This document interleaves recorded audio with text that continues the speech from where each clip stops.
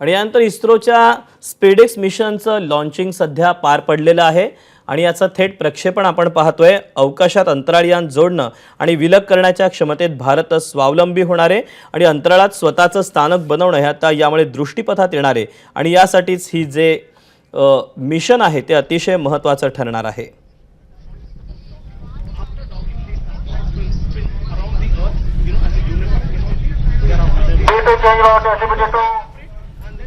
आपल्यासोबत या सगळ्याबाबतचे तज्ञ विश्लेषक मयुरेश प्रभुणे आहेत।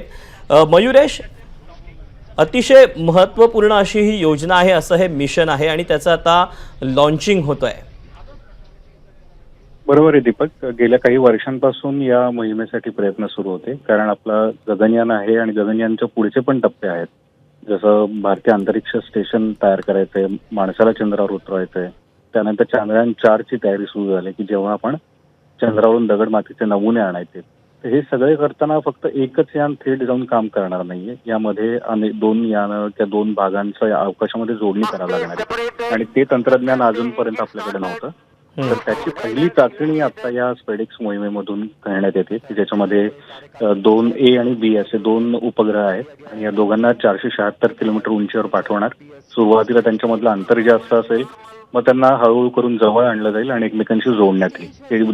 जवळून आपल्याला खालून बोलताना जेवढं सोपं वाटतं तेवढं ते सोपं नाहीये, कारण अवकाशामध्ये म्हणजे अगदी अचूकपणे त्या 2 उपग्रहांना जवळ आणण्यासाठी बऱ्याच उद्योग त्यांना करावे लागतात, उपग्रहांची मदत घ्यावी लागते, त्याच्यात सेन्सर बसवलेत आणि अगदी प्रति सेकंद 10 मिलीमीटर एवढ्या अलगदपणे येऊन ते 2 उपग्रह एकमेकांना जोडले जातील। तर त्यासाठीची तयारी करणं बरंच त्यांना 1 वर्षभर त्यांचे पूर्ण या मोहिमेमध्ये तयारी चालू होती आणि आता प्रत्यक्ष त्याचं लॉन्च झालंय।